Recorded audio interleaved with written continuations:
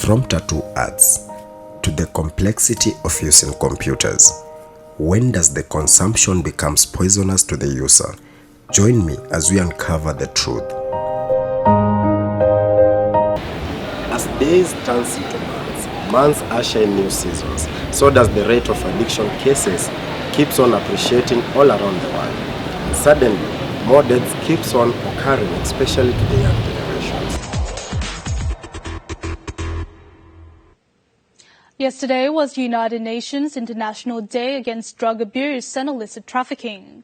In Korea, drugs used to be monopolized by only a handful of people, but now illegal drugs have penetrated deep into our society, producing more than 10,000 drug-related offenders on an annual basis.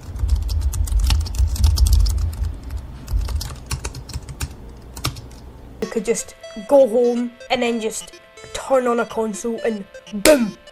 You're not inside your room anymore. I do believe Chester.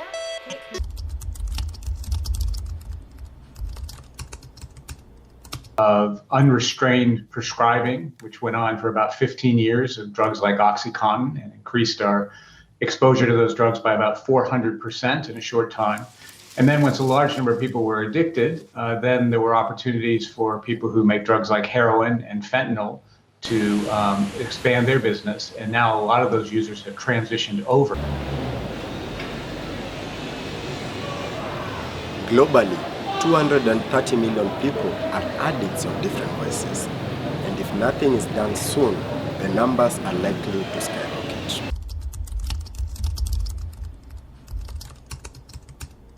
Find yourself gaming late into the night, avoiding going to sleep in order not to miss out. This could be problematic.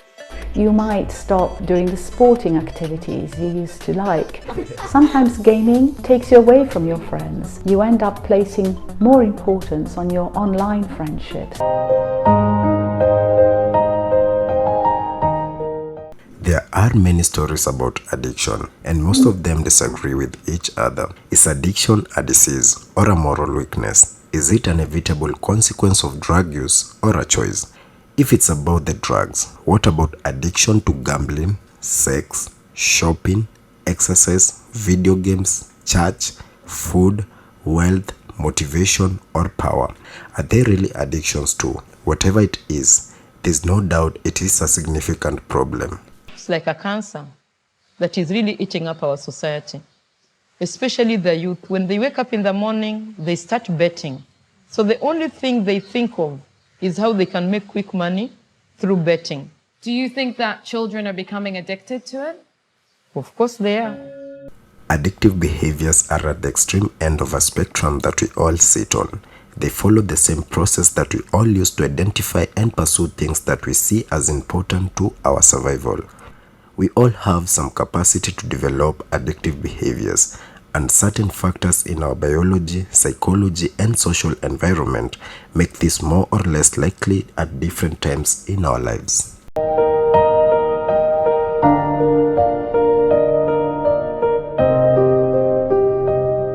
There are many things that make us vulnerable to developing addictive behaviors, from our biology and genetic makeup to our age, our environment, and the lives we were born into.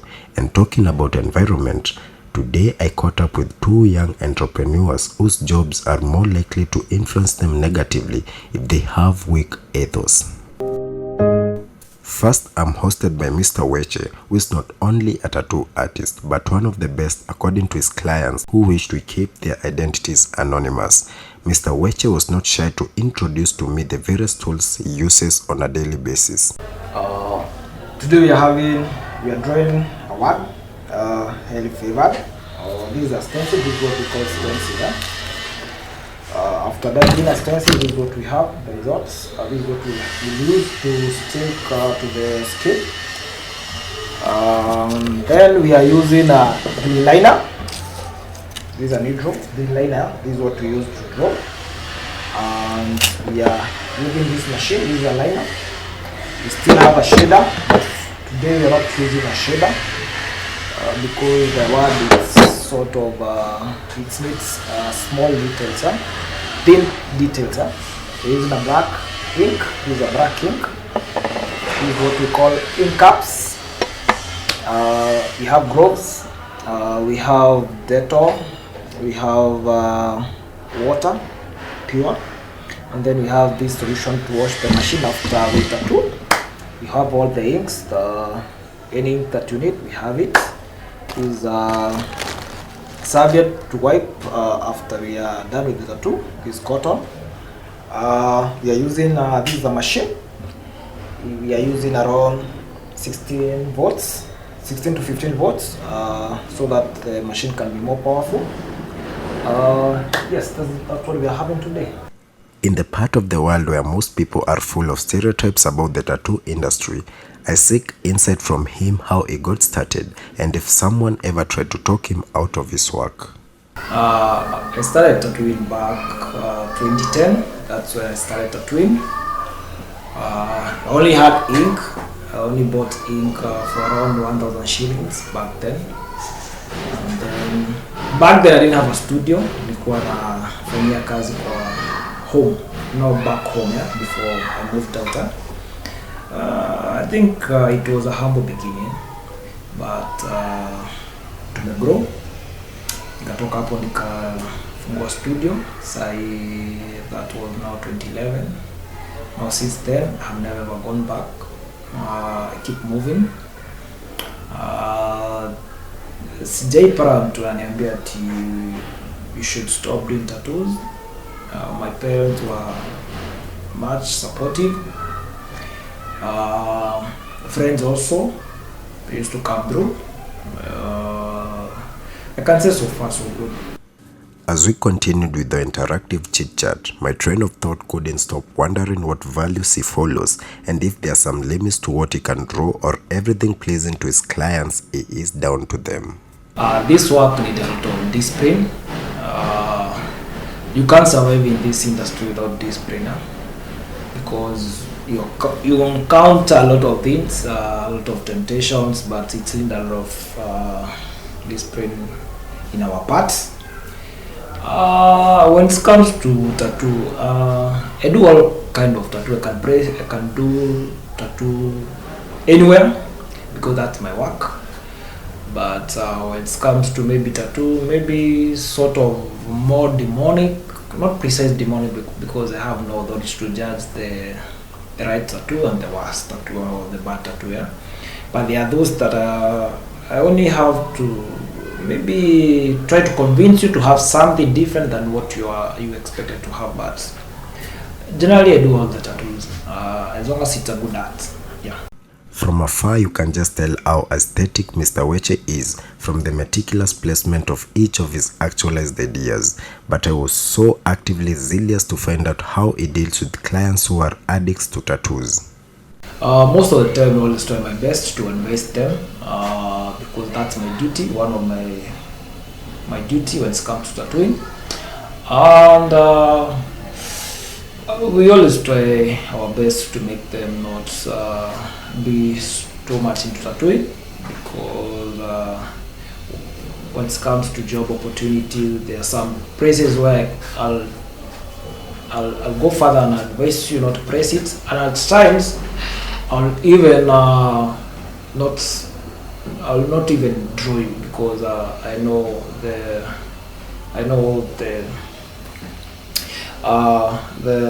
tattoo that you want to make, it won't suit with you in the future. That's where we come through. But we always try our best to advise you what to have and what not to have, and how much is too much. And to put him to test, one of our filming crew offered to be drawn a tattoo. Let's see how it goes.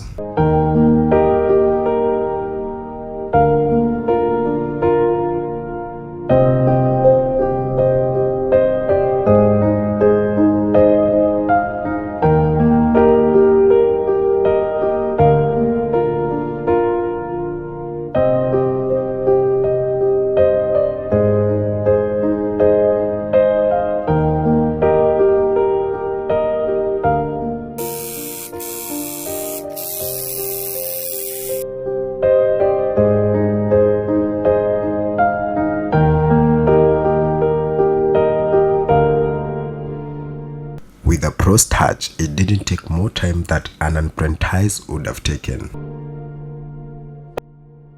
Spotting more tattoos on his body, I delved more on issue addiction. I wanted to know if by any chance he was an addict to tattoos. I can't say that I'm an addict. I only have around 1 tattoos, and the last time I drew in Jieka, it was I think about 2015. Yeah? Since then, sijaweka any ink. Only waiting for maybe around 2 more or even 3, and then I'm done with tattoo. But I can't say that tattoo are more addictive. It's only that we have a lot of idea in our minds and we want to express them through our skins. But I can't say I'm an addict because I always have all the machine, ink, and I can do any tattoo at any time, but I always try my best. Always know how to control and what to have and what not to have. With the artistic elegance that comes with tattoos, the process entails endurance of much pain. I wanted to hear from the horse's mouth if he encourages his clients to take drugs that would make the entire process less painful.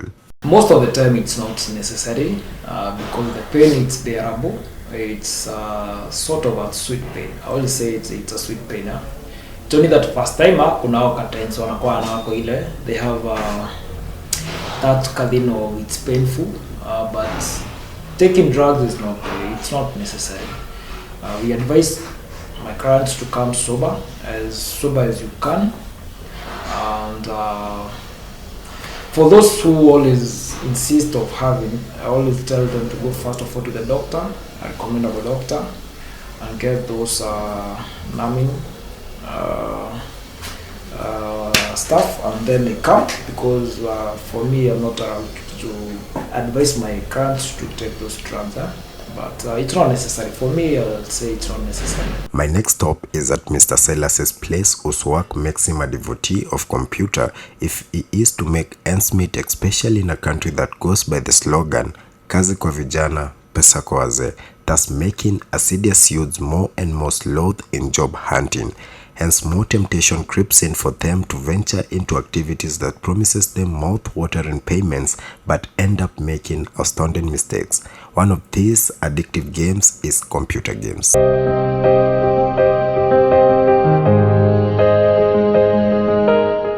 Being at the forefront of using technology can be so tempting, with our brains designed to create habits, and the most entrenched habits are those that serve fundamental emotional needs, for belongings, for safety and security, for control and autonomy, for relief of overwhelming pain. I wonder which emotions triggers Mr. Silas.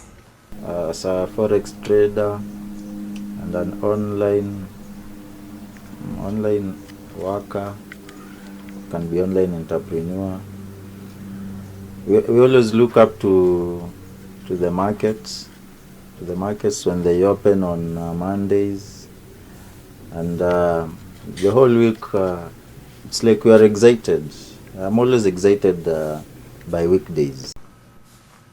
I aptly suggest Mr. Silas to take me through his experience as a forex trader, the difficulties he has faced, and if he has ever been tempted to join other online activities that may trigger negative emotions. My experience with forex has been a mixture of emotions. I would say it has involved, it has had phases. So initially I believed it will be all a joyride, but I'd say it has been initially it was a roller coaster. So I would gravitate between happiness. The next day I'm sad and angry. Today you make money, that you are happy. The next moment you lose money. And now your moods have switched.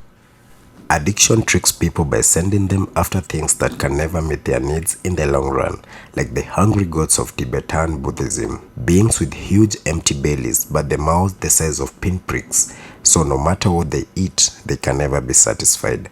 I try investigating if Mr. Silas is an addict of his work. Does forex make me an addict? That's a challenging question. What makes someone an addict? You're an addict when you're doing something, when you are unable to keep off something, so you keep doing it all the time. irrespective of whether it's worth it or not worth it. So addiction can actually destroy you. I would say I love my job. I'm not sure if that makes me an addict. Yeah, I really do love my job. I can't wait for Mondays.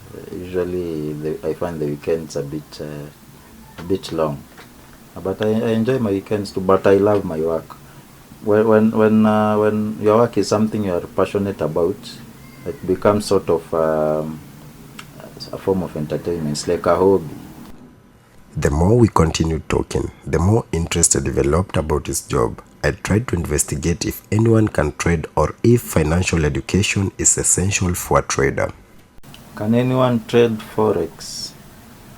I would say it depends. Or maybe if I adjust it and say, maybe ask it differently. What does one need? What does it take? Yeah, what does it take to trade Forex?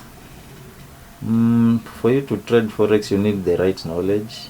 You need the right skills. You need the right mindset. Because in fact, away from the skills and the knowledge, I would say having when I talk of skills and knowledge, I'm talking about someone who has gone through the necessary training, and you've gained the kind of skills you need for the job. Now there is that aspect of psychology. How you approach the markets. How you go, the emotional approach. Because you really need to work on emotions for you to trade the market. So you could be having the right knowledge, the right skills, but you are unable to make something out of it, out of the markets, because your psychology is really messing you up. Mr. Silas's job looks more tempting to engage in other vices. I wonder what keeps him straight to the call and not fall victim of addiction. Am I a victim of addiction, or how do I avoid addiction? Yeah, so avoiding addiction, for me, it's mostly out of experience. I've been in both places where I was operating. I was addicted somehow. I didn't have the right psychology. Then there is now the other phase. I know both experiences, and I even can't imagine the previous experience. I shudder imagining going back to the previous experience. And what helps me to keep pushing and towing the line, avoiding sliding back to that phase where addiction was influencing my actions, is the aspect of time. Time once lost will never be recovered, and addiction can take up a very important part of your life, important stage in your life. It could be in that very important stage, where you are supposed to be most productive, and you waste it away on addiction, and that phase of life you'll never recover. If you lose a year, you'll never recover in it. Then again, apart from the time you're losing, there is other kinds of losses. Financial, it could be financial, relationships, your relationships with people. When you're coming out of addiction, you have to start from scratch. So for me, in fact, my biggest fear is wasting my potential, and and time. So time is very precious. My potential at any given point in life should be able to bring out optimal outcomes. So for me, it's all about optimal outcomes.